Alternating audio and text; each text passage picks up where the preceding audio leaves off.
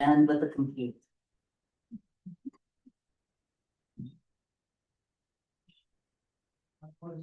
Okay. Good evening, everybody. It is 6:30, so I am going to start the meeting. Welcome to the Cereal City Lions. Let's see, the first meeting in February. I had to stop and think of what month we're in. The Cereal City Lions Club is a Battle Creek community service organization that supports and promotes community involvement and provides assistance to persons with sight, hearing, diabetes, and other impairments, as well as supporting zone, district, state, and international projects. Mr. Bossy. Yes. I haven't counted, but we have everybody here that's here. Perfect. So we have everybody here that's here, plus a few extras and to do on Zoom, so.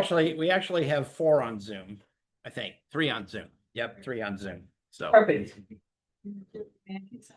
Terry Mackey, I think. Teresa, yes, this Terry. Okay, it's Karen Wallace. Is the iPhone? Yep. Perfect. Mr. Cook, would you like to start out the birthdays? I know there's one very special next to you.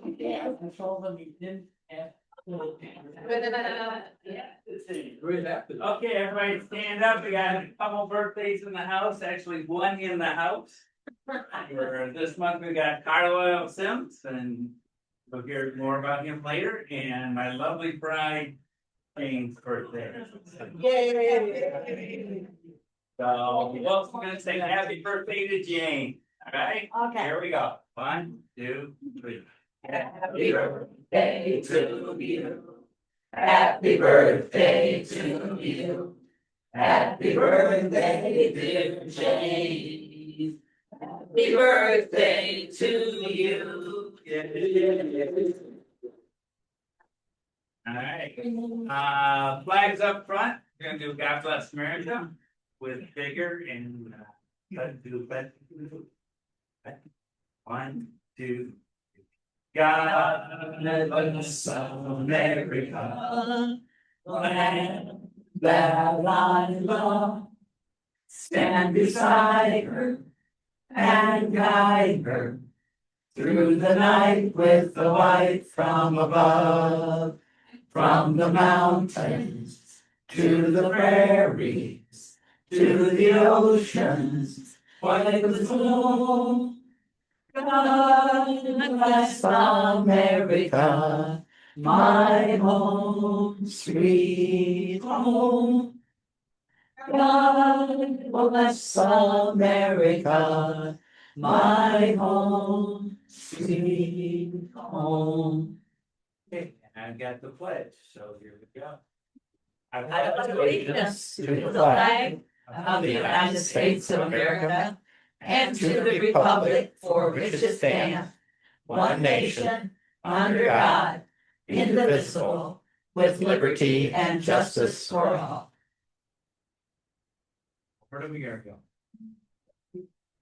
After our invocation, we will say Lion's Prayer. Heavenly Father, it is a great pleasure to meet in this venue this evening. We thank you for our food and our service.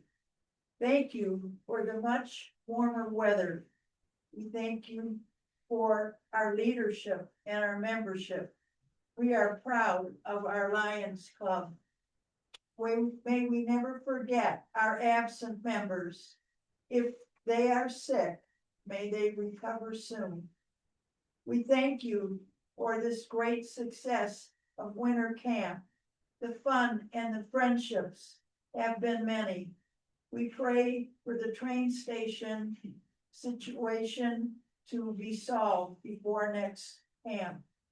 Thank you for bringing our speaker, Ronnie Keys, tonight to share her knowledge of leader dog. Ronnie is an expert in dog training. We are so grateful for our service projects. We look forward to our forum in Kalamazoo. May we learn many lessons from the information taught. As we travel home, may our travel be safe, as well as the many projects we serve is our Lions motto.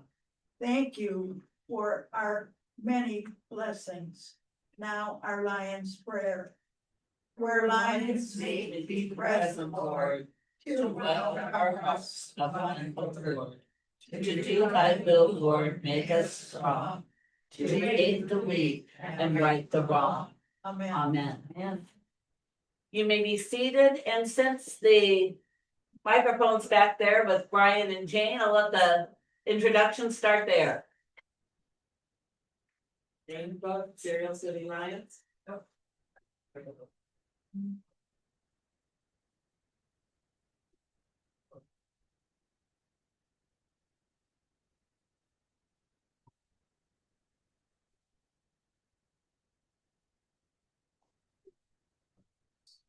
Brian Cook, Serial City Lion. Eric Dean, Serial City Lion. I don't know why it's not. Serial City Lion, Mike Guzak. Al Rosler, Serial City Lion. And Rosler, Serial City Lions. Nancy Gallup, Serial City Lions. Brian Trainer, Serial City Lion. Paul Plank, Serial City Lion. And Serial City Lion. Muriel Walters, Serial City Lion, and associate member of Bedford Area Lions Club. Linda Lewis Stratton, associate of Serial City and member of Ballard Coast Lions. Serial City Lion, D. Davis. I only belong to the Serial City. That's okay. Louis Baca, Serial City Lions. Kay Smith, Serial City Lions. Elizabeth Raleigh, Serial City Lions. Hey, Callie Martin. Serial City Lion. Bob Gurley, Serial City Lion. Ronnie Grobbel, Serial City Lions. This is Tony Artis. She's a member of the Bedford Area Club and wanted to come visit tonight. I'm Roger Bossy, Serial City Lions. Larry Yarder, Serial City Lion. And I'm Dorothy Bossy, Serial City Lion. And on Zoom, we had Jerry Mackey, Teresa Guest, and Lion Karen Wallace. Lion Karen Wallace, and we have tried to have them speak up, that it became kind of confusing, so we're just going by what it says on the screen. It's much easier that way. While we wait for the meals to be started, Ronnie has a presentation, a video presentation for us to kind of watch. It can go on while we're eating, but it's to get our feet wet with what Leader Dog is and what's going on with it. Ronnie, would you like to introduce Ronnie or?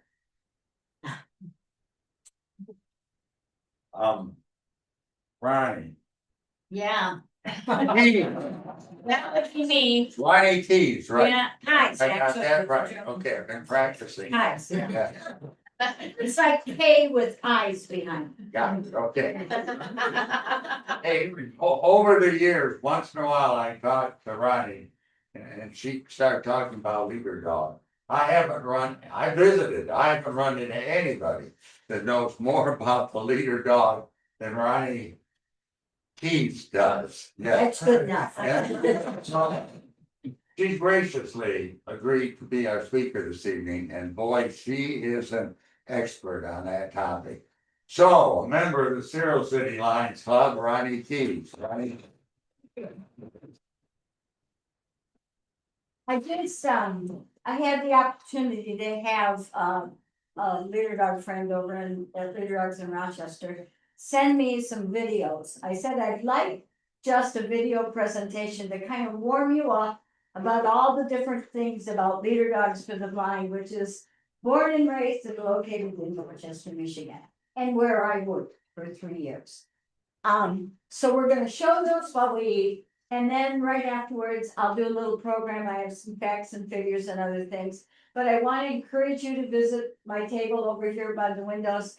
It's lots of handouts and goodies that they sent me, some more information about some of the programs that we run. So please, and also there's a little container with the little white pink pins. I'd encourage you to pick up one of those too. After all, we're all part of Leader Dogs. They couldn't run without us.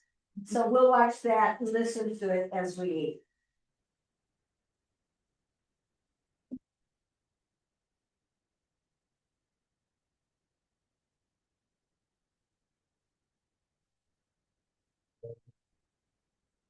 Leader Dogs for the Blind was founded in 1939 by 3 Lions Club members, Charles A. Nutting, Donald P. Shure, and S. A. Dodge, under the name Leader Dog Foundation. The small house and barn being rented by the Lions at the corner of Avon and Rochester Roads was purchased for $1 and the assumption of a small mortgage. Prince, the first collie trained as a leader dog, was put into service in 1949, proving that collies could do more than herd sheep.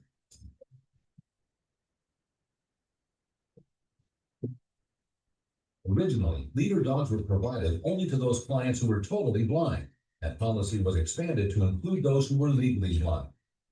In 1958, the puppy raising program began, with the Oakland County Canine 4-H Club raising them for 1 year before returning them to leader dog. The $150 cost of a leader dog to clients is dropped, opening the door to anyone who needed a dog, regardless of financial needs.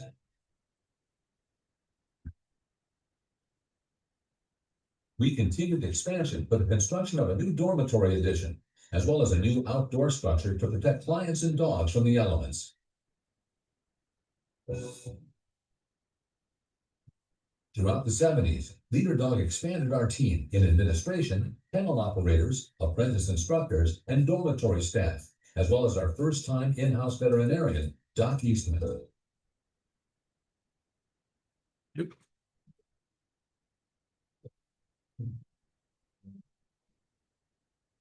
In the 1980s, we began our breeding stock program with 6 female dogs placed in volunteer homes. Leader Dogs for the Blind was unanimously voted in as a member of the International Guide Dog Federation, with 82 member organizations in 27 countries. In 91, Leader Dogs for the Blind began serving clients who were deafblind. And in 1992, we served our first student with instruction completely in American Sign Language. Our Orientation and Mobility, or O&M program, was piloted in 2002 to increase cane travelability, providing greater confidence and self-reliance for clients. Leader Dog expanded its puppy raising program with prison puppies, which pairs future leader dogs with model prisoners, trusted to provide care to a puppy to its 15th month. The full residence facility was completed, providing private rooms with bathrooms for each client, along with a new kitchen and dining room. New technologies offered clients the use of personal GPS units to increase their ability to navigate independently or with the assistance of a leader dog. Our first summer camp for teens kicked off with 3 high school students engaging in the 5-day program. And Leader Dogs for the Blind was awarded the Independent Charities of America Seal of Excellence as a Best in America charity. Less than 2,000 charities out of over 1 million in the U.S. have received this honor. Our state-of-the-art Canine Development Center was officially open, with a veterinary clinic, a specialized environment for breeding stock dogs, and a dedicated puppy enrichment area.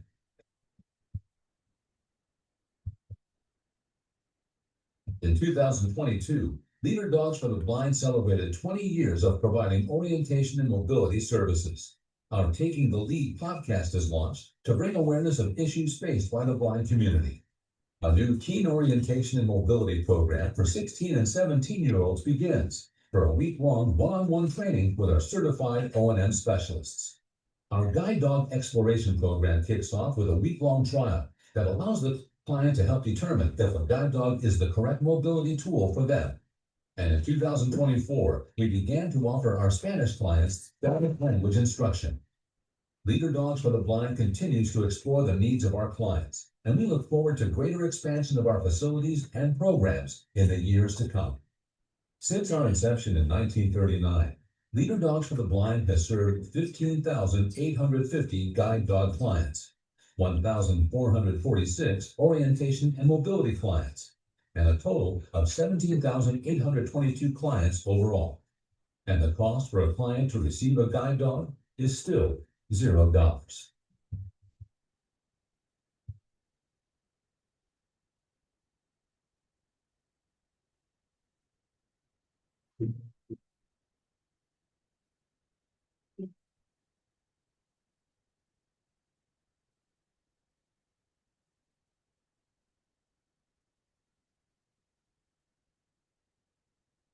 freshman year of high school with 2020 to. I had started my freshman year of high school with 2020 vision as the school year.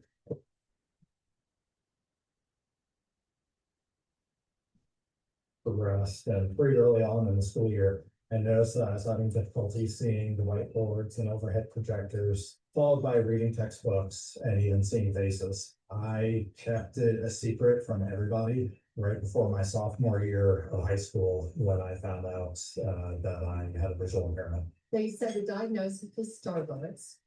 I had never heard of them in my life, and we were terrified.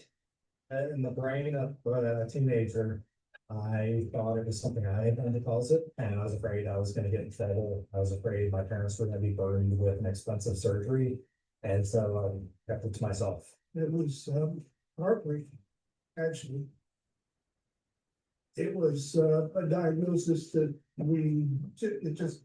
it was like a ton of bricks. So he's got central vision loss, which allows him to see his periphery, but really impacts that central detail vision. She wanted to get to know me and what my dreams, my goals, my desires in life were. Well, And she made it a mission to do whatever she could to let me find the right technology, the right businesses to make those goals successful. it's so base that that's our one to Get yourself. Somebody, yes, I'm sure that. do that stuff. And you're looking. So substitute. And Yeah. sometimes alternatives, the first thing is there are no alternatives. That's a good one. After contacting the leader dogs for the one, it was determined that Jeff would first need to enroll in the orientation and mobility program, a first step toward being paired with a guide dog. At the end of August 2023, I received my acceptance for O&M training in November of 2023. The first week of January 2024, I went to Rochester, Michigan to do my 1 week of O&M training. And after completing that, I returned home and spent the next month really honing my O&M skills. After completing O&M and practicing his skills at home, Jeff submitted his application video for a guide dog. Shortly after, he received a call from Leader Dog that they had a match for him. Oh gosh, dog introduction day. It's a stressful one. They send you to your living, everyone, all the clients go to their rooms. And you're waiting. You know that at a certain time, they're gonna start bringing the dollars to each client's room one at a time. They don't know that's the other meeting their new again, but they don't know that. They don't know that they're about to meet their person. And so, you know, they said, there's, we as clients, we're excited. We can't wait to meet our dog.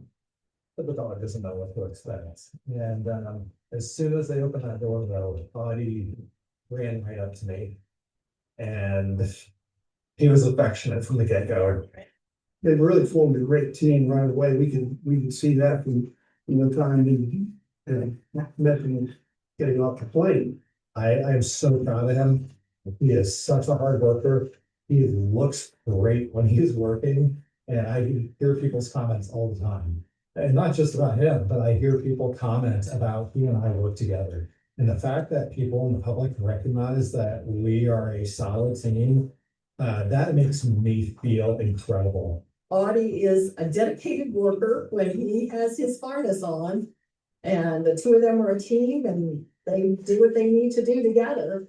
There's one picture that I just love. It's Audie licking Jeff's face when they first met.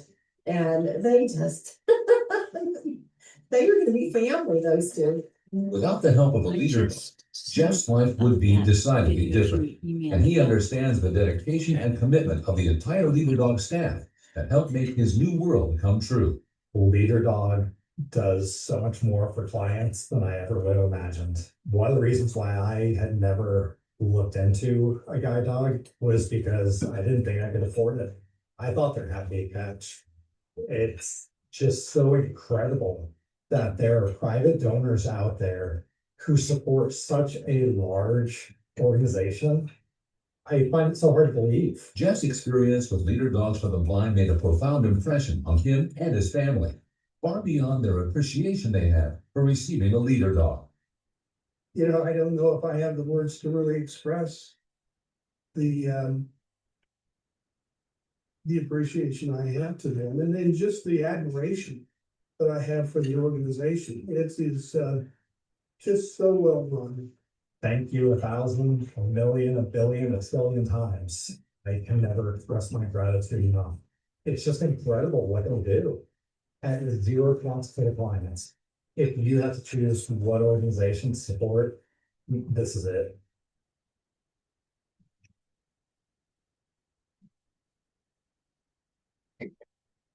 I lost the job that I loved. I lost my driver's license, my car, and my ability to read, my hobby. Okay, so I gotta look for another video here, so bear with me.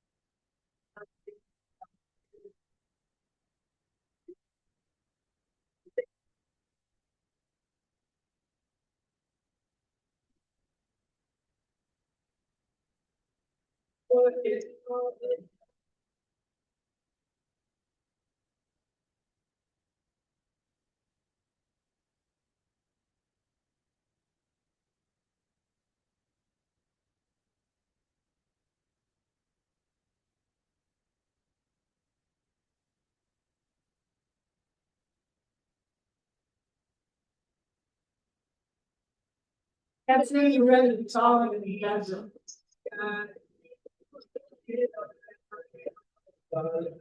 That's outside the plate now.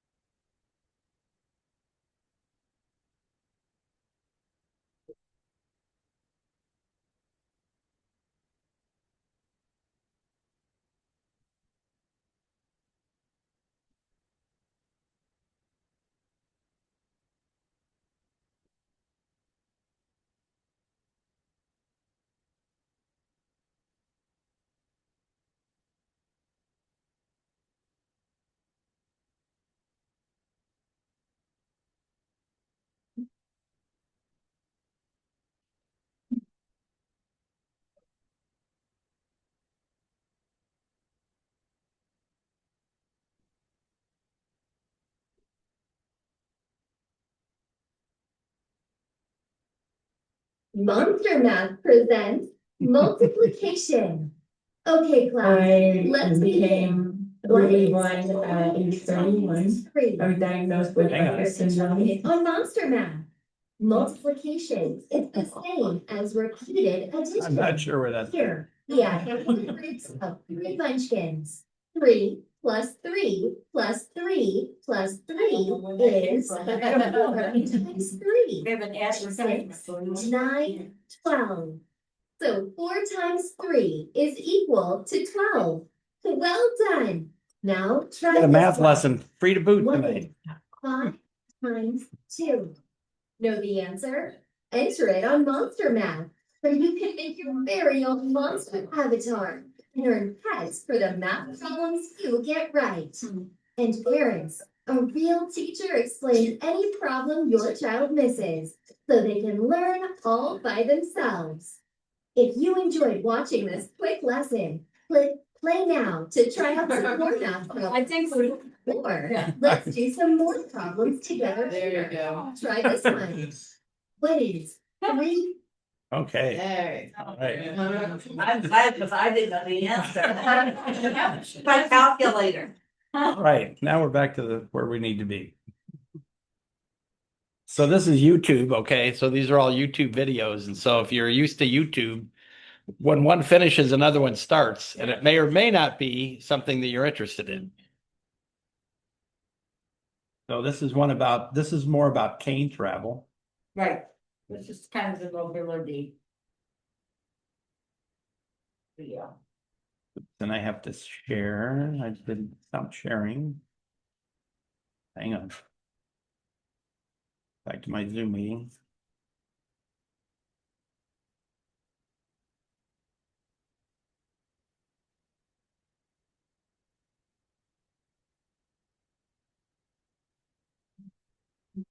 Yeah. It's something for the planet. Yeah. It used to be, yeah.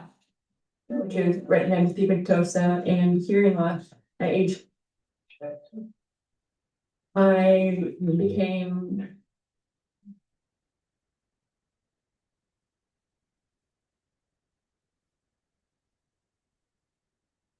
Legally blind at age 31. I was diagnosed with Usher syndrome, which is retinitis pigmentosa and hearing loss at age 19. I had no signs of vision loss until I was 19 years old. Then that's when the doctor told me, well, the reason why you are deaf or hard of hearing is because you have a condition called Usher syndrome, which means you're also going to be losing your vision.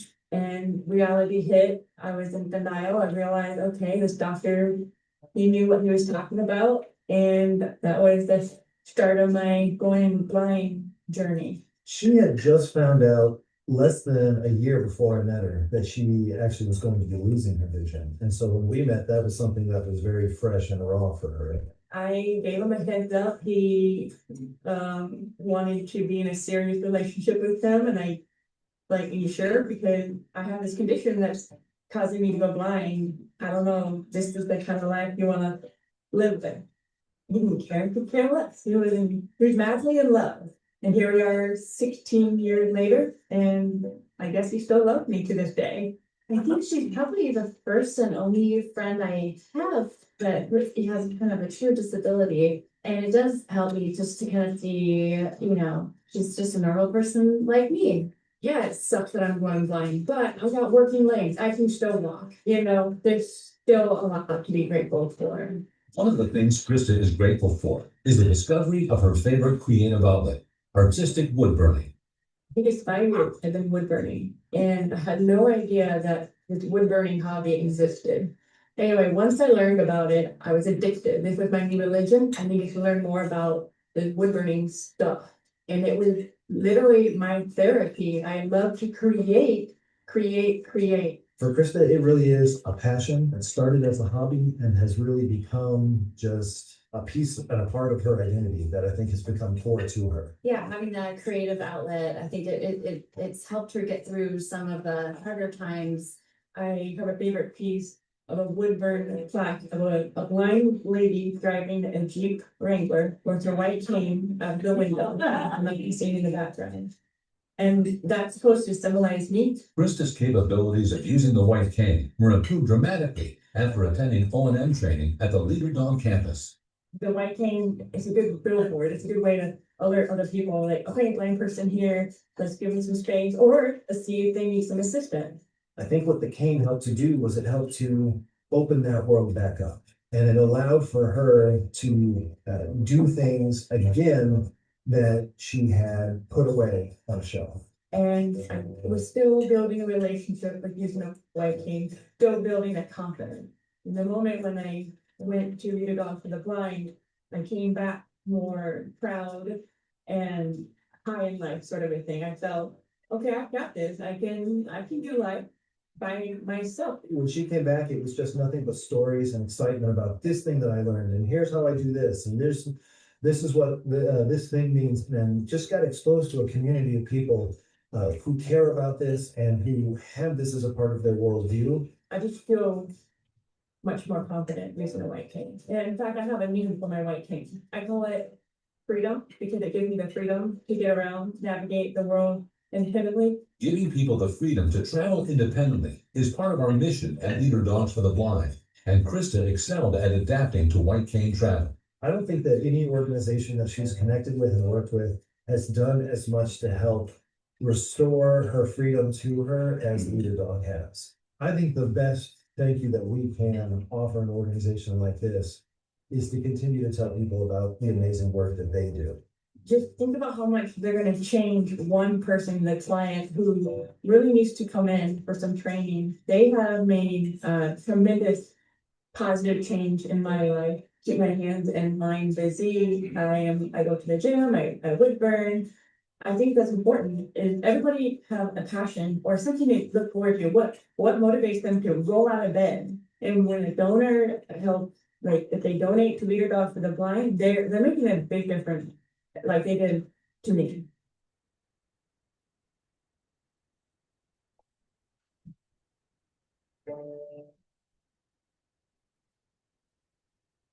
Okay, That's it. so Ronnie, I think I'm gonna use the pose, but. That, you want me to start now, or do you want? Go ahead. I think people have been enjoying dinner while the movies were showing, so you can go ahead and get started. Okay. While she's getting up here, for those of you who are at camp this weekend, you got to see 3 beautiful Leader Dogs. We had 2 yellow labs and 1 golden retriever, and Bursley, Maze, and Scuba were all amazing. They were stalwart members of the group. Scuba, whenever he wanted someone to really pet him, you could just tell he wanted to get down, but she would say, you have to sit first. He would sit down, and then he was allowed to be petted. And the look in his eyes was like, oh God. And it was just absolutely wonderful. David's dog retired after camp last year. He had Ebony, which was a black lab, and he would like to get another one. But the dogs are a part of the camp, and they are absolutely amazing. They work with their partner, not their owners, but their partner, They're a to team. help make the whole camp a wonderful experience. so Ronnie, I'm not seeing the one that I had seen it earlier. The Krista one, No, we just Was it? did that one. Oh, that was the My Guide Dog, The one that about the campus tour. the thing? Poke Tour. Okay, that I can can't find come that. just a little bit later. I'll Okay. cue you on All that right. one. Okay, you don't have it there though? Go ahead. Okay, Go it's ahead. called Go ahead. Oak Yeah, Residence. I saw it earlier. Yeah.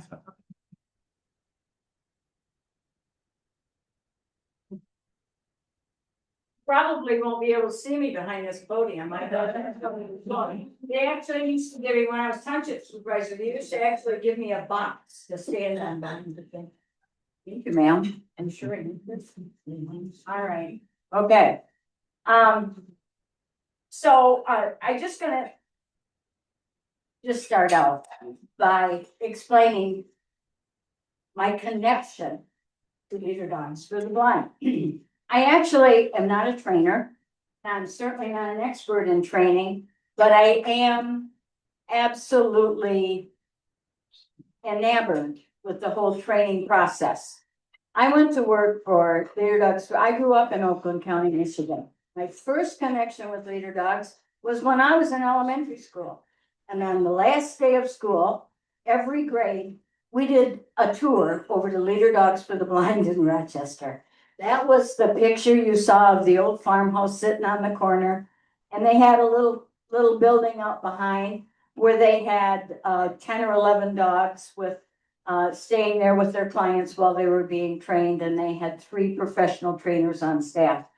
That was how it all excuse me, started for me with this little love affair that I had with Leader Dogs for the Blind. Then, after my late husband died and I was kind of lost, my son said, I think you need to get a job, Mom. And I said, okay. He said, just give me a list of where you think you'd like to work. Number one was Leader Dogs for the Blind. So in 2017, I became an RA in the residence hall at Polk Residence Hall on campus. And it was the best job I ever had, and I've had a whole lot of them, folks. Anyway, so I went to work in the residence hall. I worked the 2 p.m. shift till 10 p.m., which meant that I was there for dinner with the clients and their dogs, and I was there to put them to bed at night, and I was there to entertain them and do projects and fun things with them in the piano lounge where we gathered after dinner for the evening, socializing. I just had the best experience of all the RAs. I think we had 3 shifts, so we were there. RAs were in the building 24 hours a day with the residents. Leader Dogs come to the facility in Rochester to pick up their dogs. The match project between particular dog and client takes about 3 years. From the time they first apply to doing a video of how they live, which then it goes in with their application for a guide dog. And then they are required first to do the mobility, orientation and mobility course now, which is the weight cane program. And then after that, they begin matching a puppy from the puppy breeding and puppy racing program there at Leader Dogs, for a particular client based on how that little puppy's going to get trained, whether it's for somebody who lives on a farm or somebody who lives in town or somebody who travels all the time. They match the puppy and train the puppy specifically for one person. That process takes until the dog is about 18 months old. The puppies are with puppy raisers for the first 12,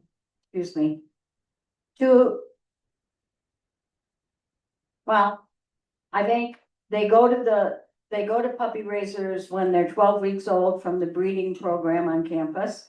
And then they're with them and they come back to Leader Dogs for the Blind when they're 16 months old, to begin being matched with their client for their training program. Clients come from all over the world. Every class, which is 3 weeks long, starts on a Sunday with Arrival Sunday and runs for 3 weeks, and they go home on the Saturday 3 weeks later with their dog. During that time, they live with their dog in their room at the residence hall. International clients have a little wing of their own designated for them. They have a designated table in the dining room. The dining room tables are big round tables that seat 8 clients, and their dogs are underneath the table. And so that's kind of how the process works. 3 months, 3 years from the time that a blind person decides they need a leader dog. They've already learned mobility training with weight cane. 3 years later, and a trip from wherever they're coming from in the United States or the world to the Metropolitan Airport, a ride up to Oakland County to the Leader Dog facility in Rochester, and 3 weeks there, finally, they go home with their dog. That process, that entire process, each dog that goes home as a Leader Dog team with their person. Leader Dogs for the Blind has $50,000. Now, this is the 2018 figure that I learned when I worked there. Imagine what it is now, huh? Okay. $50,000, and that dog goes free to every blind client who gets a leader dog. So that's the process, and that's my connection. The things that I have over here on the table are handouts that you're free to take home with you. I'm sorry, I get emotional about this because I love leader dogs and the people.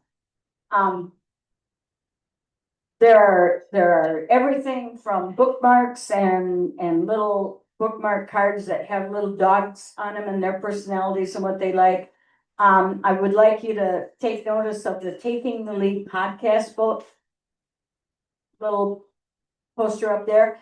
That podcast is done by one of the clients that I got to know when he came for mobility training, and then again when he came to pick up his dog, and he lives down in Georgia. And it's a wonderful, wonderful podcast about everything about leader dogs and the life that they have. Teen summer camp we run. There are some of our magazines there called Update. Pick those up, some fact sheets and things like that for you to look at too. In the way of some facts and figures that that you might not know about, let me bring your attention to a handout over there that's called Together We Serve. And I'm just going to read a few of these because I think they're interesting.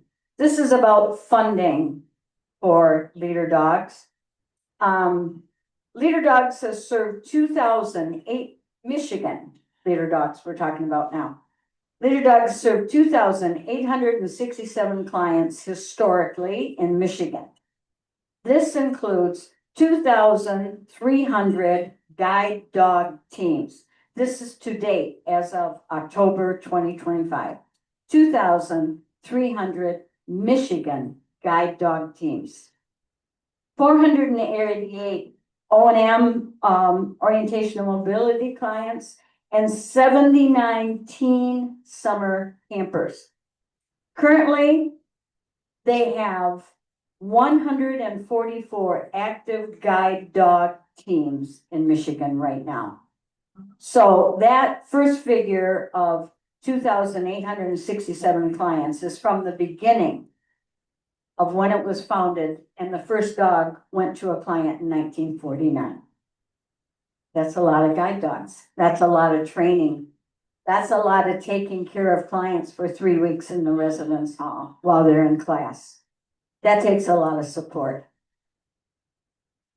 And that's what you do.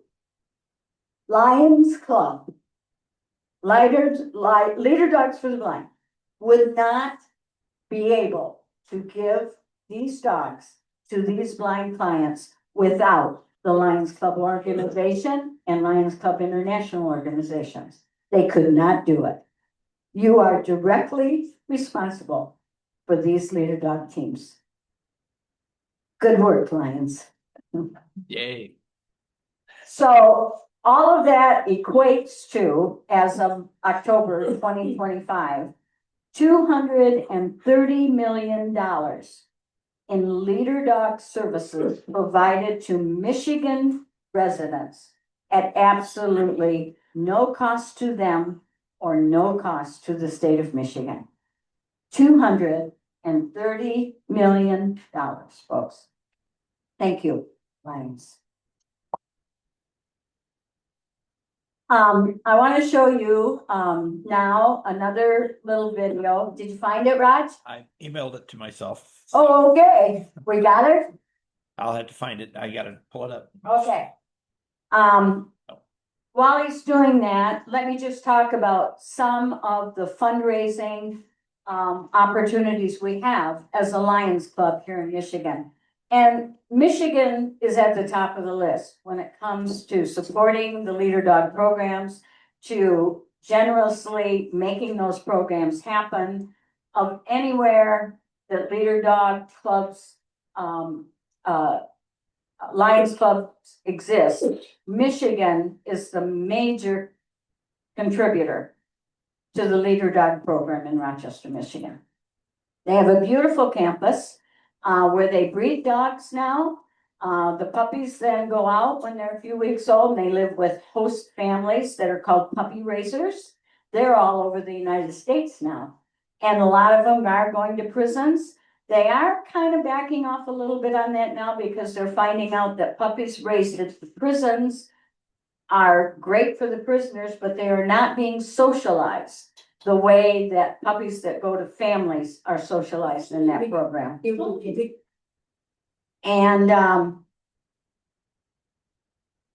And they, okay, folks, I just totally lost my train of thought here. I think I have it, maybe. Okay, Yeah. all right.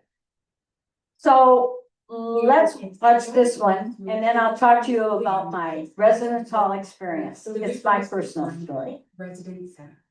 The visuals closely follow the narration, giving viewers a detailed look at the spaces described. Welcome to the Polk residence.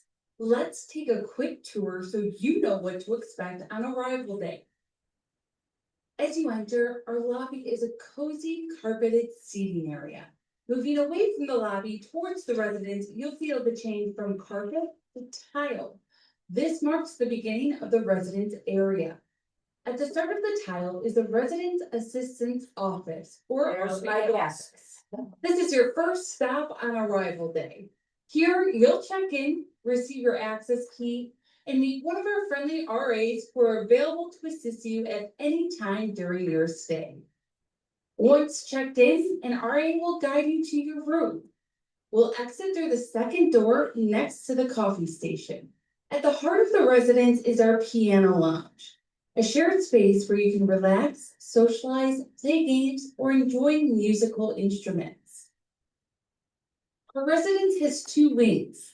At the entrance of each wing, you'll find truncated domes. These tactile indicators help signal you're entering a residence wing. The RA will let you know which wing and room number you'll be staying in. Across from the piano lounge is our dining room, a space for meals and connection. Let's head toward room 18 to give you a sense of what our rooms are like. Each room is marked with high contrast signage that includes tactile large print and braille numbers. Private, non-smoking rooms include private bathroom, adjustable lighting, climate control, TV, mini refrigerator, access to Wi-Fi, and a back door that opens to our outdoor area in the pavilion. This peaceful outdoor space is perfect for relaxing or enjoying time with fellow residents. This has been a brief overview of our residence.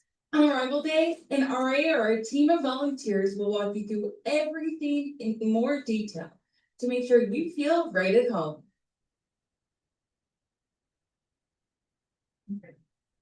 It's a beautiful facility. And one of the things that you saw the piano lounge right across the hallway from the office. One of the things that I used to like to do was dance with our clients because I'm a dancer. So I held little dances there a lot in the evening. We played bingo, we played cards, we had great big huge number cards. We had popcorn night and ice cream Sunday nights. But one of my favorites, those 2 hallways, I used to line up all my clients and they would have their hand on the shoulder in the front of them. I would line up their dogs right there by the piano lounge and we'd line dance down the hallways. They loved it.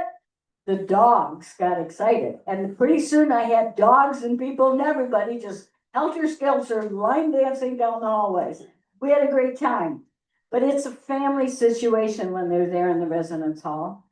And the international students come with their interpreters. That's why they're in a designated hall. Outside, every room has an outside door access to the what we call the park. And when a leader dog needs to go do their business outside, it's called parking. We had specific times when leader dogs parked their dogs outside. They learned that kind of routine, and that's what makes leader dogs training so much more comprehensive and professional than some of the other guide dog facilities around the United States. They're the gold standard. when somebody gets a leader dog, they've got the best. And outside, we had pavilions, they'd go out there and sit in the grass, we'd have picnics out there sometimes, all that kind of thing. But that facility is, everything about it, every detail is geared toward blind people. So they feel comfortable, they feel at home. And my favorite night was puppy raiser night, which comes in the middle of the first week. They come in on a Sunday, and on Wednesday evening, Wednesday morning is puppy raiser day.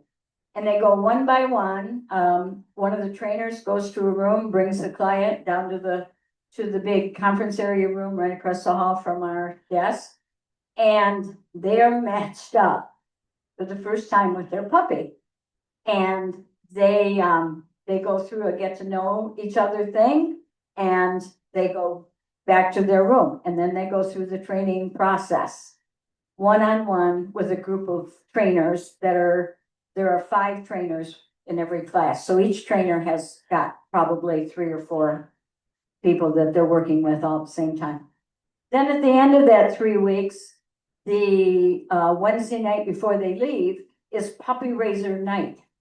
And this is the time when if there were families in the Michigan area that were puppy raisers for a dog that's going home from a particular class, they met in the evening, the whole puppy raiser family would come in, and they'd sit in little groupings in the conference room, and they would meet their puppy after it had been trained and meet the person who that puppy was going to live with.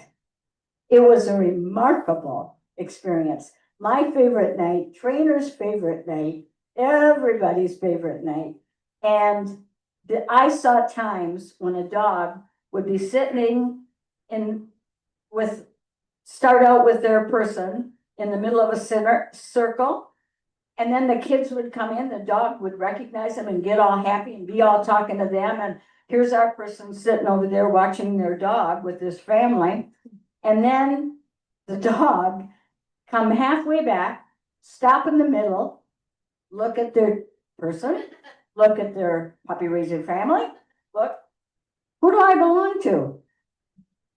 And go to work with their person. It's touching and it's life-changing for those people at that moment. They are bonded at that moment. So, okay, I'm just about done. I just wanted to bring to your attention, there are several ways that we can raise as a club group fundraisers for the Leader Dog programs. We can do a dinner in the dark where somebody will come over from Rochester, where we sell tickets, and you put on a blindfold at the beginning of the evening and go through a whole evening and eat dinner and all of that, just like a blind person does. It's a really neat thing. We'll look into see if we can get something like that organized. This coming October, there's going to be a campus tour available to clubs individually. I'll get more information. It could be something that could be done in a day. We go over and have a complete wonderful tour of the campus in Rochester and the beer eating programs, the training facilities, the residence hall, all of it. It's a very unique experience. That could be a possibility for us too. And another really good fundraiser is I already mentioned it. I'm sorry. The dinner in the dark thing that I was going to tell you about. So we'll look into some of those kind of things for clubs here in the Battle Creek too and area too, and see if we can get some hands-on contact for you, a visit over there to the campus. I think you'd love it. And I just want to thank you again for giving us leader dogs.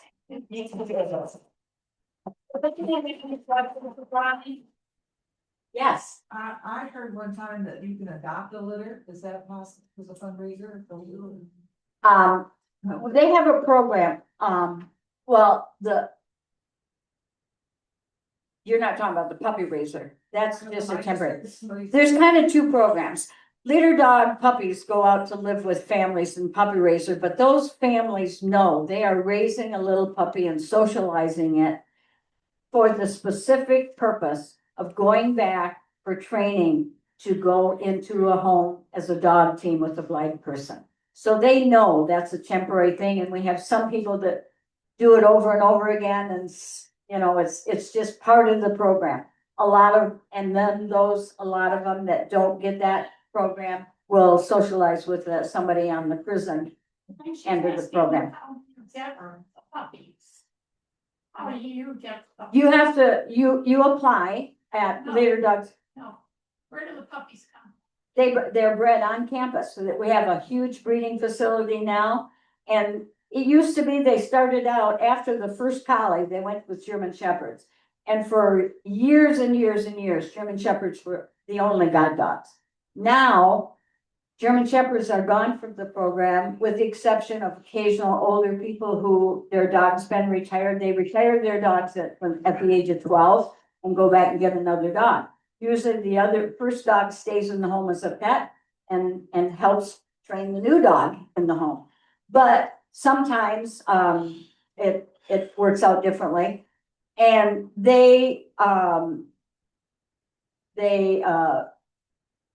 what was I talking about, guys? Where did the dogs come from? Oh, yeah. Breeding program. And so when those dogs are retired, they come back to leader dogs quite often, unless they're gonna stay in the family as a pet. And there's a whole list of people that sign up to get a dog, an older dog that comes back in the pet adoption program. And then they pay $1,000 to adopt a retired leader dog as a pet in their family. And there are lists with hundreds of names on them waiting for those dogs. Do you ever have are there situations where for some reason the dog doesn't work out for the person? Yes, yes. When the dog first goes home, we have field representatives all over in every part of the country. And that field representative works with them in their home environment just to make sure that it's going to be a good match. And there are the Peterson fellow that you talked, he's one of the clients that was in one of my classes when I worked there. His first dog didn't work for him. And about a month and a half after he went home with it, he walked through the door of into my RA desk area, and I went, "What are you doing here?"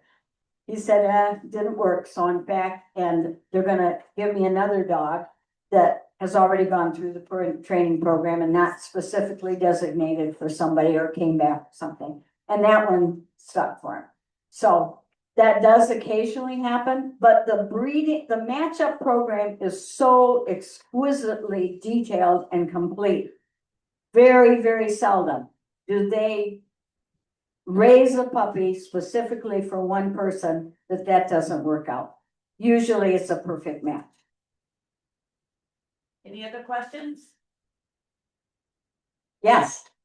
I know the client gets them for zero, but how much would it cost to actually train them and We have to go through the process? We have $50,000 invested in the program, including breeding and then training and then client dog training. When that dog goes home at the end of the class with its person, it walks out the door with a $50,000 dog. That was in 2018. Now, I'm sure it's much higher. Hey, we'll take one more question and Ronnie, you'd stay after or? Sure, absolutely. So another question? I have a comment from Teresa online here. Okay. She said, for anyone interested, I can provide a simulated walk if someone wants to experience what it's like being blind walking with a dog guide. So there you go. That's kind of like a dinner in the dark with a walking cane. Yeah, it's unique. And we as RAs, we had to go through all those programs. I had to go through mobility training so I could experience what I was doing when I was helping a mobility client. We had to go through some of the dog training things because we were working with the dogs just as much as we were the clients. And we couldn't do anything especially when the dog was working. Now, when we were just in pet situation, it was on leash, it was off harness. in the residence hall in the evening or something, then it was all just happy time for everybody. But when that dog was working, so I was not even allowed to make eye contact with the dog when it was working and in training. Ronnie, you were. You were good supervising, and it's a small thank you from the club. We'd like you to have that. Well, thank you. And again, thank you very much.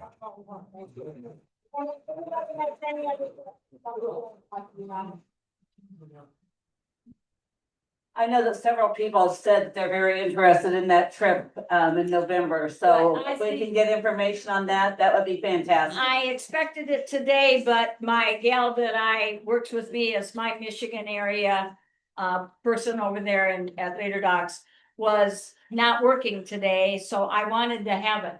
But I specifically, I know that if we get a certain number of people, I think it's 30, and we have a private setup. I think it's something that we can drive over, do it. It's about a 4-hour tour and walk, and then drive back all in one day. And I'm just trying to find out what the reservation is. They only do them twice a year. The next one's October.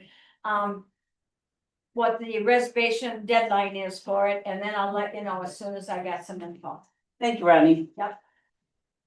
So I'm gonna move along here with the business meeting. On February 4th, there was a group of us that met at Lakeview Assisted Living to present Carlisle Sims Jr. with his Lions Emeritus status.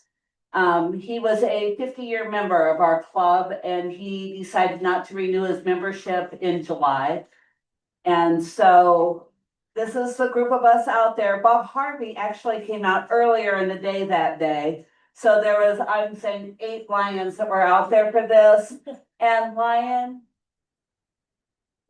Carlisle, who was kind of a stoic guy, was all smiles. His son said that morning he was ready to be cleaned up, dressed, and he wanted to look good for this presentation.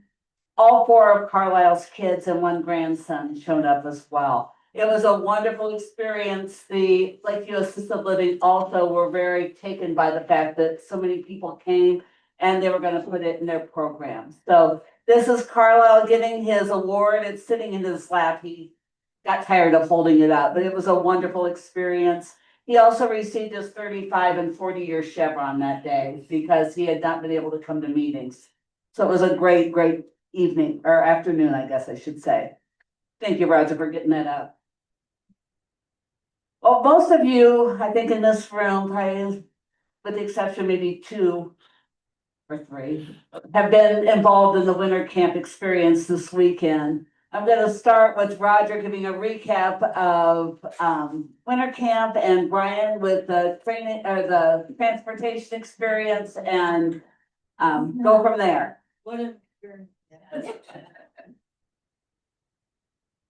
Thanks. So yes, I'm glad it's over. But we had winter camp this year. We had we had 64 campers attend. And we probably had 40 volunteers, roughly. We had probably 12 or 13 or maybe 15 weekend volunteers that stayed the weekend out there. So, except for the men's dorm, the women's dorm was full. I mean, we were looking for places for people to sleep. So it was a little bit of a juggling match to try to find people that could use a top bunk. But we had a great time. The weather was good. We had snowmobiles, we had the horse and wagon ride. Rebecca Orr, who comes to our meetings occasionally and helps us out with projects, she knew the guy with the horses personally. And so she and her daughter came out to help with the horses. The snowmobile club, of course, Bedford area did a great job with bingo. Thank you, Tony. And Tony did a lot of collecting for prizes. So that was really great. Plus the Jackson Eye Openers. We tied blankets. Ann and Al helped with that. A lot of the rest of you helped with that as well. I saw pictures, but there was a lot of people doing that. So it's a great activity. Craft. We had our new old person back for crafts, Denise. She had a lot of really great ideas. So, and of course, let's see, bingo and cane repair. Thank you, Teresa. Got a lot of new canes got handed out. Technology, the Western Michigan folks came over. JJ Medaw, with his gadgets and trinkets.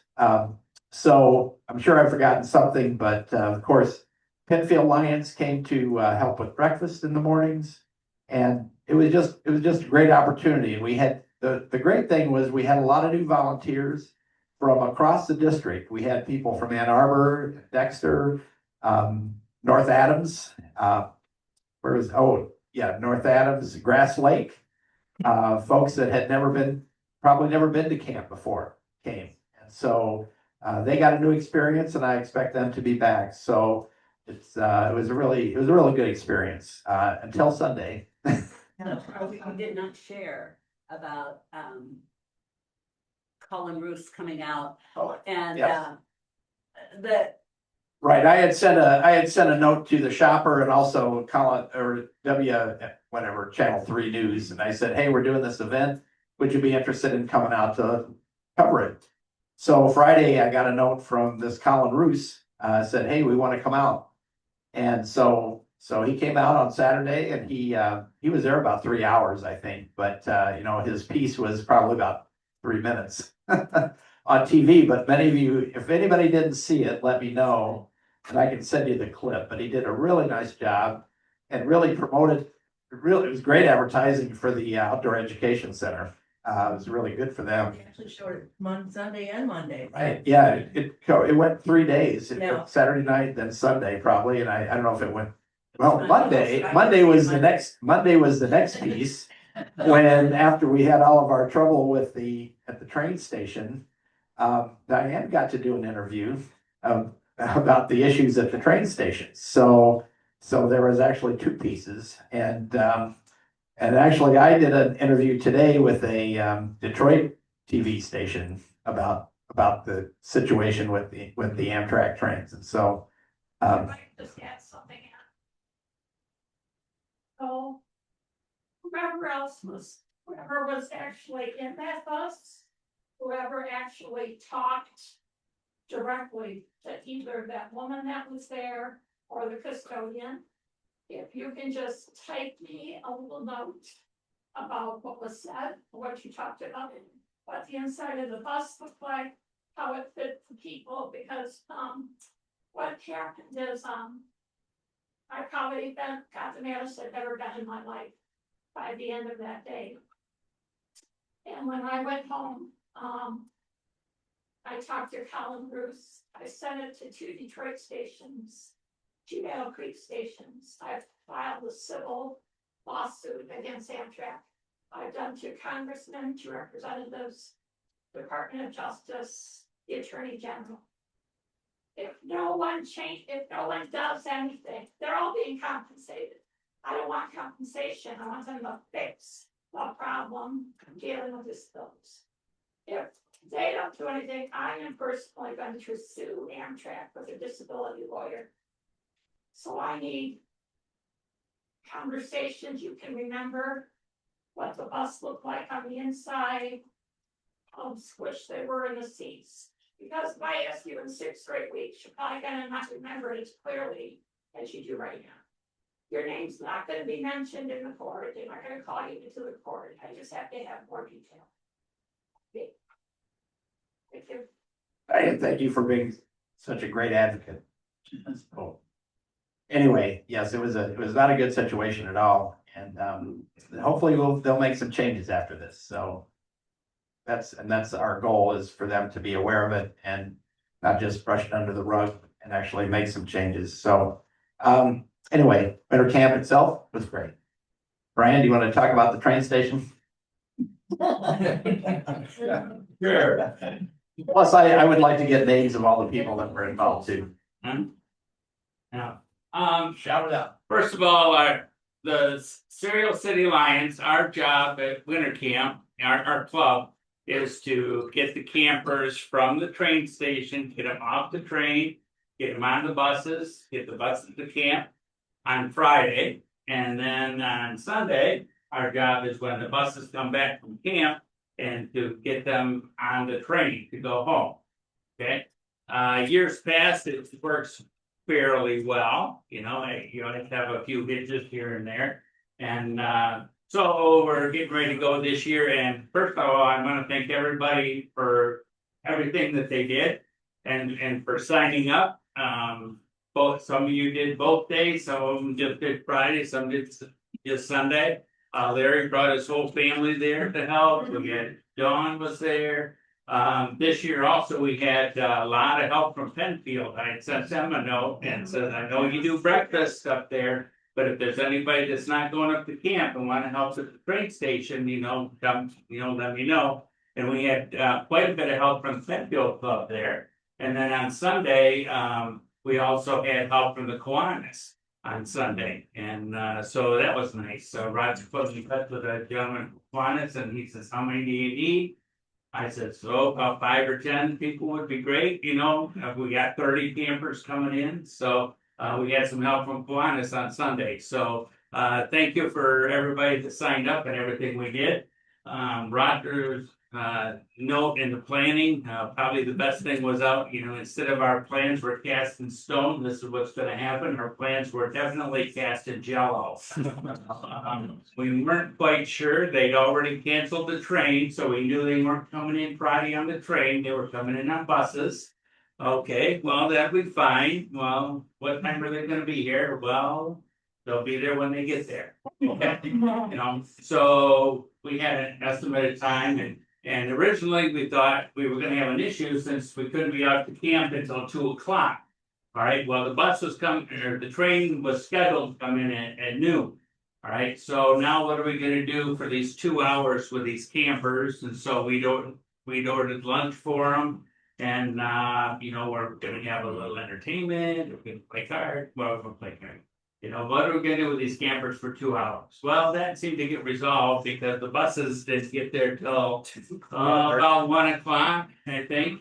You know, before the buses even rolled in, you know, and we're texting back and forth with everybody, you know, and some people would leave, you know, I mean, everybody was there at 11 o'clock. It's like, well, you go home and then we'll text you when the buses get closer, come back in an hour. So we're kind of playing ping pong with that, but eventually the campers got there. We lined up the CIR buses to take people up to camp. We were a little overloaded on there. They pulled 28 and we had 4 extra campers. So Diane and Hope each took the extra campers up to camp. All right, so off they go Friday. Okay, so life is good, and they left about, I don't know, 2 o'clock or so. You know, so I think that worked because that gave the people up at camp a little cushion. You know, he didn't have everybody showing right up at 2 o'clock. So that was good on Friday. Okay, so we got the campers to camp, off they go. You know, thanks for all that. And Sunday, you probably read a lot of the notes. I don't want to go into it too deep. Roger, you know, I'm on my way to the train station early, and Roger texts me and said, hey, it's 9:15, and you know, the train is scheduled to leave at 11. Okay, 10:56 or whatever, 11 o'clock. He says it's 9:15. The Penfield buses are here. We're gonna get loaded. And I said, well, just send them as soon as they're ready, you know. And so I get to the train station, and the train had been delayed according to their little chart to 11:19. Okay, well, 20 minutes. All right, this is good. Got the campers here. I got a 20-minute window. You know, talk to the custodian guy that was there in the office, who's not an Amtrak guy. He just kind of watches the building, you know. And he said, well, this is how soon. I was thinking, well, we got to get all these campers eventually out on the deck there, you know, to load for the train. It takes some time. He said, well, I'll let you know when they change tracks, because he said there's an Amtrak and then this is CNN track. And when they switch over, you'll know, and then I can let you know, then we can start moving people up. All life is good, you know. 9:45, buses have left camp, and I got all my people are coming, you know, we got a whole bunch of helpers there.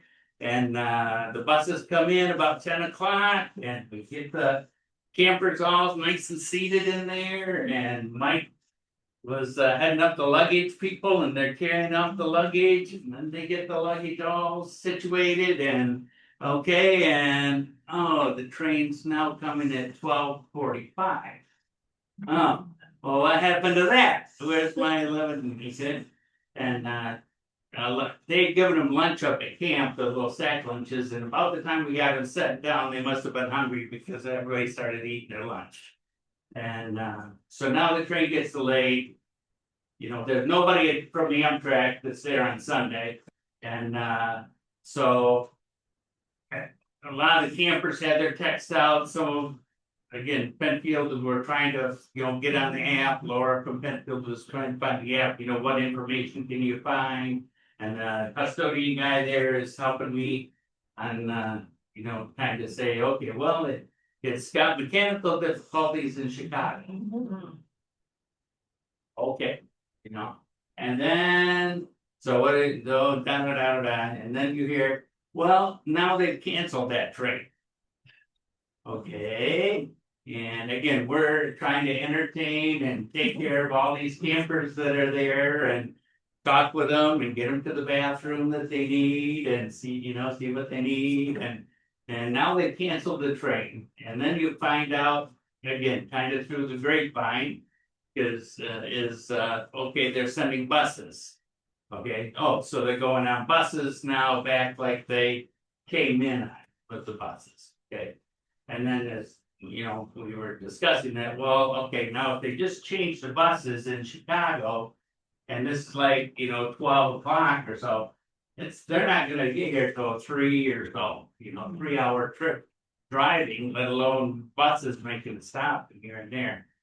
So Diane and I and Laura from Penfield would get our heads together and we gotta do something for these campers, they're not gonna get home and be hungry, and so I called up Schlotsky's. They're at the Columbia Plaza on 20th, and how would you like to get this dog? 36 sandwiches. God, it chips. I got pictures. And he went, yeah, right. Oh man.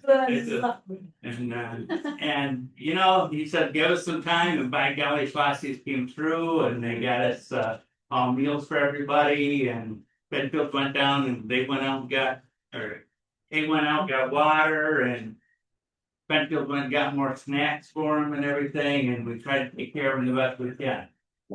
And just because we were in the same group, we just tried to communicate with them, and this is what we know, and we know as much as you. A lot of them were getting the same text, so they knew as much as we did. Okay, the bus is coming, and then some people started, coming back and from camp and things, and Teresa guessed that we might need a second shift of crew in here. So then she started calling people, and Ann and Al, they came, and Regis and Elizabeth came, and some other people from Penfield came, because some of us had been there quite a while,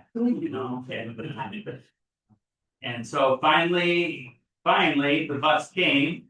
And a bus, not several buses, but a bus came, and then it didn't have enough room for all the campers. And that's where Roger got involved and started taking some campers, and so took some people to Jackson because they said, okay, we can get these 2 people on in Jackson on the bus. They get to Jackson, so people get off, others get on, then they have room for one of this person. So he still got a person left. And this is after Roger's been here at camp all weekend, spent the last 3 months or more, working on winter camp, and he's ready to be home, and watch the Super Bowl. That's what we were all planning on. Be home at 2-3 o'clock in the afternoon, watch Super Bowl, life is good. That didn't happen. So he ends up taking the other camper all the way to Rochester Hills that night and then driving back. So they didn't really, but again, nothing but good things to say about everybody that helped, about the Lions Club that helped. We had lots of Lions support, from the different clubs, and so that went well. And again, this is something that we're talking about, and I just want to thank everybody for helping and being so flexible this time, and that's just the way it went this year. So we'll see where it goes. The only thing I want to add to that is that I was, because I'd spent the weekend with a lot of the campers, all I got overwhelmingly from every single person I talked to was, thank God for the Lions, because what would have happened to us? Would we have been here by ourselves? And I said, no, that would have never happened. We would have been, someone would have been here. But they kept saying, you fed us, you got us to the bathroom, you helped us charge our phones.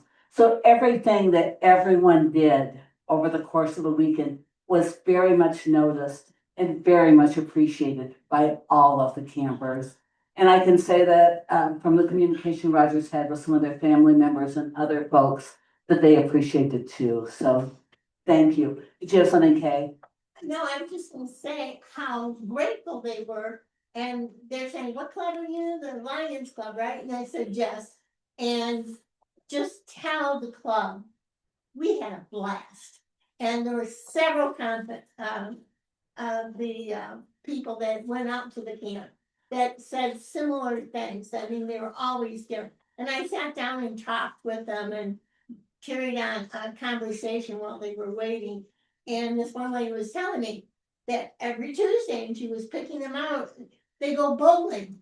And somebody else said, well, I would go bowling too and everything. But they were so grateful and so appreciative, even after all the things that happened. And that it was a blast. They can't wait till next year. And this is the bottom line for all of us is they are not disabled people. They are people who just wanted to be together at camp. They did not look at this as there's a bunch of people that are blind. They're friends getting together at camp. They just can't see. It was wonderful for them and how much they appreciate all of you for what you did. I am gonna move this along because I've gotten chatty too. Diane, do you have anything you want to share about spaghetti dinner? No, except please remember to sell your tickets. There is a sign up sheet over there, and if all the lines are filled, you can still sign up just in case somebody drops off because it's so early. So we can never have too many people. That's it. In the newsletter, there was something that was posted about an event we're going to be doing in April. Our international president has designated 3 days of service this year. To get Club Excellence, you have to participate in all three. We have done two. Our last one is on the environment. So we would love to have any of you who has a great idea for an environmental project. It can be anything from planting trees, doing cleanup, working on a community garden, anything that we have not done before or that we do not currently do that we could do as a club for an event. And that is the week of April 18th through 25th. We'd like to decide this at our board meeting this month. So if you want to shoot your idea to Teresa Guest, she is our service chair for our club. Give it a shot. We'd love to get something new and different that we can participate with. And I have last thing on this, if you have not nominated anyone for the District Lion of the Year, you can take a picture of this with your phone and go online and fill it out. We have so many members in this club that do things that are above and beyond the call of duty. I'd love to have you nominate someone that is really doing a bang up job, and you can share that with Dee about who you think is really something else in this club. And with that, that's all I have on the list. Does anyone else have anything on the business part? Michigan raffle. Lions of Michigan raffle. I don't have much, just I mailed out tickets to those that didn't get them last meeting. If you need more tickets, just let me know. That's all I will do. And then remember the Michigan Forums at the end of this month. We'd love to have you go over to Kalamazoo for the day. It should be a lot of fun. Do we have a sign up sheet tonight for activities or anything? Spaghetti dinner.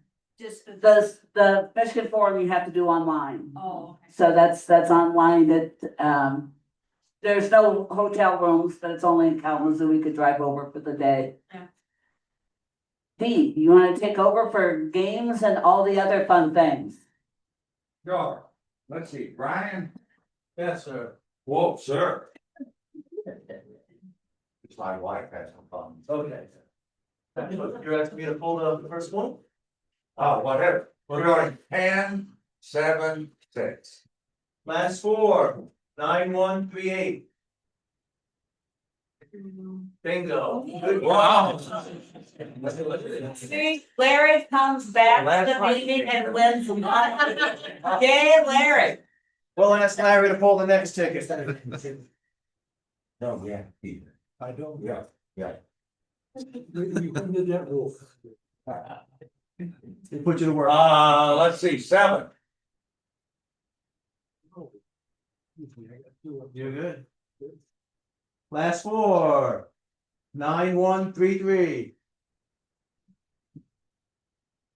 I have to take my own ticket. Oh, that's me. Oh, yes. I looked at the wrong ticket. Who is it? Whoa, okay. I never went. One thing there, yeah. $6.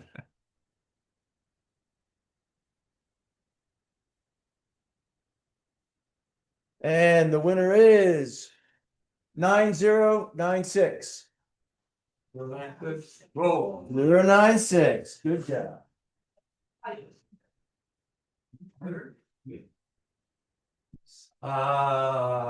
Tennis drawing. How much money, Jane? $375. And you have to have been here the last meeting and here tonight. Well, or on Zoom. All right.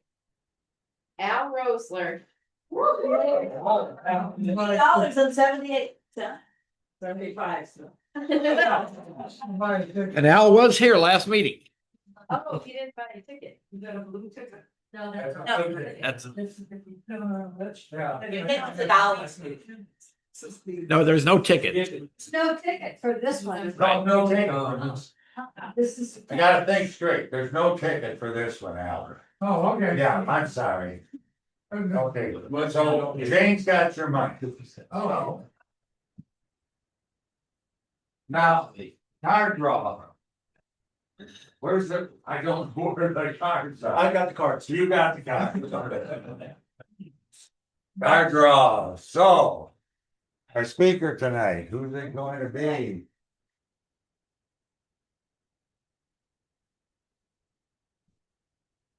Oh, I got two. Eeny, meeny.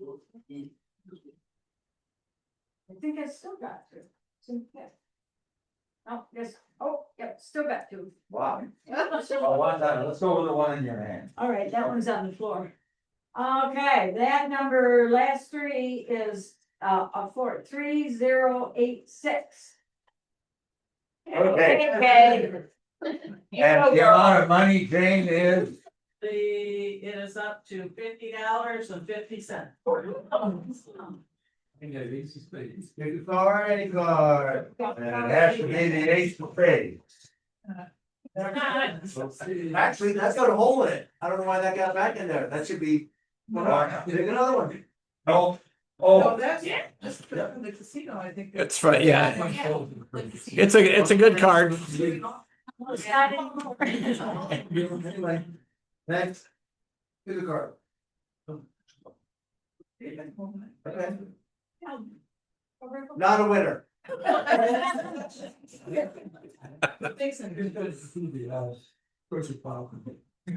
okay, Madam President.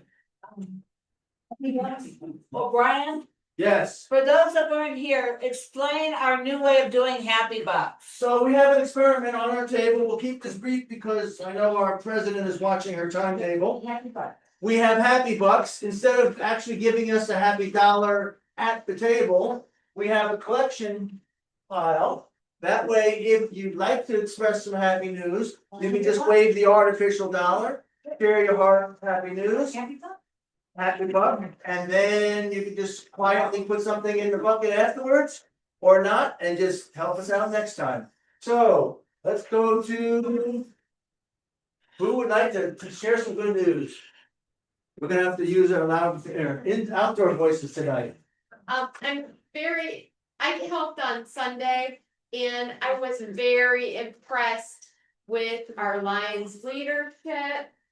I feel like I want the Lions to run everything.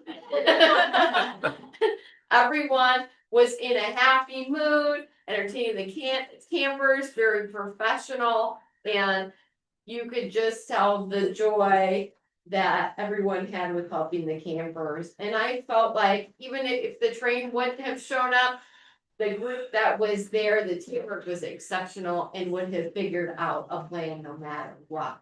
And I think it's hard to find people that are that trustworthy. So very impressed. Plus, I finally got to meet the campers. They're amazing. Yes, they are. So great. I have one for winter camp and the campers because they were so outstanding and I would definitely do this project again. Ronnie, she was absolutely, I love the presentation. I love all the things. I fell in love with them as well. Yes. And it was fantastic. And it was just for all of Maybe you. sure to go look at the poster with the class of 25 class, a dog class on it. They're so cute. Next at this table. Yes, ma'am.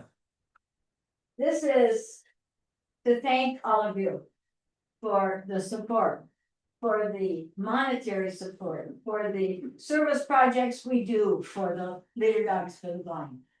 I learned about Lions at Leader Dogs for the Blind.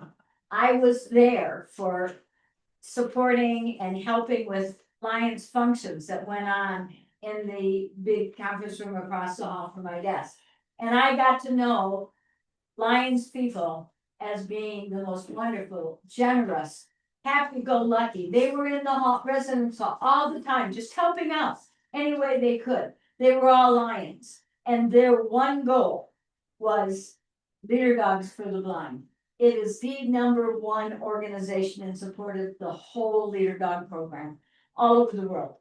Thank you so much. Thank you. It makes a matter in people's lives.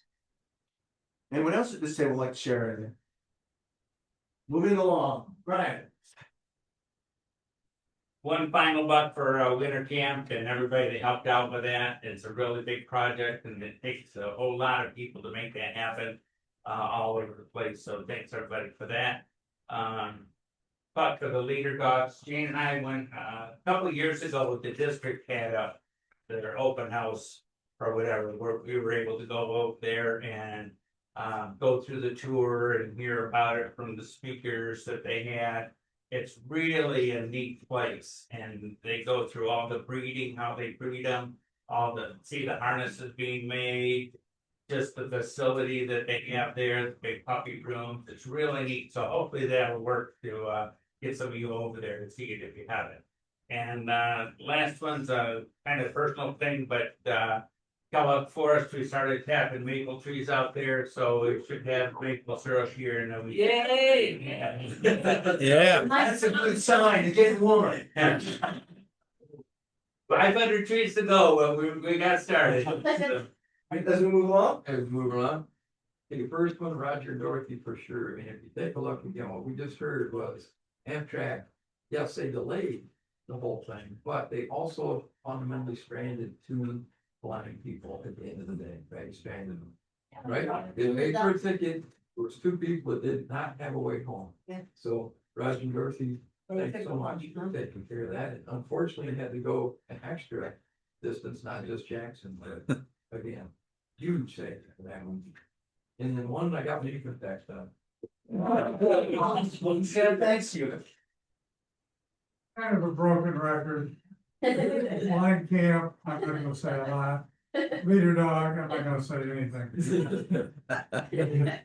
And I should do both also, but I'm just gonna say what a fabulous time I had at winter camp.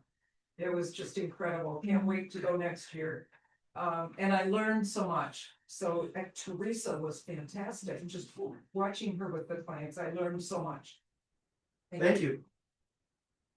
So I have a story. When we were waiting and waiting and waiting on Sunday, I was trying to cheer everybody up and there was a group of women sitting around And so I went over there and I said to the lady, I said, so how's your bottom? And of course, they all laugh, you know, and this one lady said, I feel like I'm sitting on a cheese grater. And I don't know if you know the way the seafood, but it's like a cheese grater. I thought that was amazing. It's so big like that. Thank you. Happy buck? Happy buck. Dorothy, I love you. I love working with you. You work so hard. I'm gonna tell you something, your husband is a saint, because the time that bus was pulling out, I was literally at the edge of my rope. And I almost lost it a couple of times. And your husband has such a calm demeanor and such a nice smile that I didn't get truly upset till I went back into the station and sat there by myself for a while before I went home. So thank you both. Anyone else over here? For the speaker, did a wonderful job. Thank you for the camp. Thank you. Anybody else like to share any happy, yes? You will go to him first. Because he's a saint. Yes, I just, happy buck for Ronnie. Thank you for doing your presentation. I've been to Leader Dog once on the tour. It was great. Like to go back. We'll go back. We got to chauffeur the Leader Dog. Maze. Maze went with us to Rochester Hills. And, Mace is a dog yeah, I'm familiar with. right. And so, and really a happy buck for everybody that helped and everything everybody did. You know, winter camp doesn't just happen with me. It's a whole bunch of people and everybody has a different job to do and they all do it just in a great fashion. So you don't have to worry about stuff not getting done. It happens. And so, and even the new people that had never been there, they jumped in and they, if there's a need, there's a lion. You know, that saying that comes up, if there's a need, there's a lion. And that truly is the way it goes at winter camp. So, but I appreciate all the efforts everybody put into it.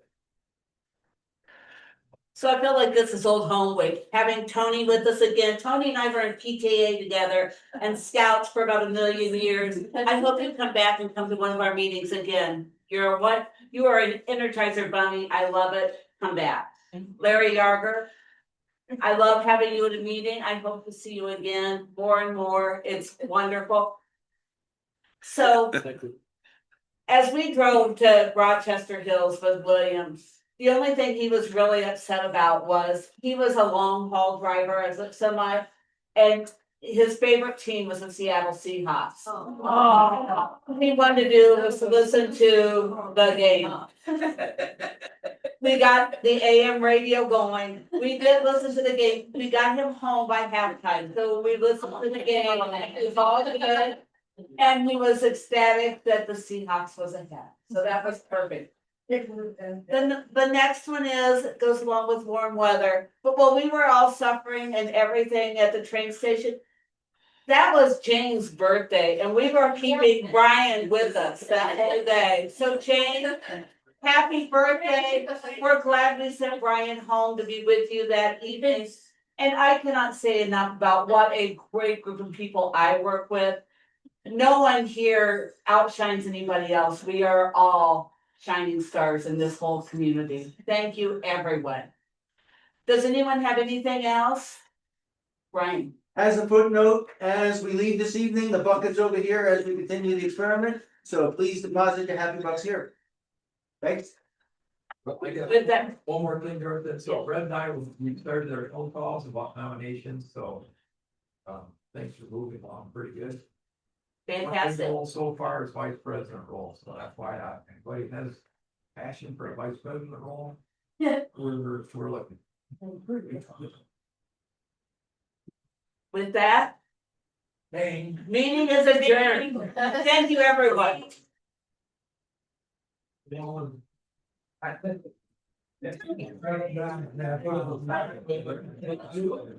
I know.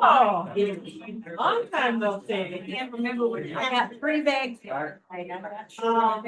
Oh, no. You're been out right now. I never work out more. Tired.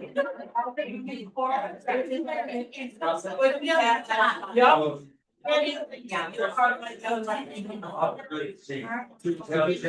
Yeah.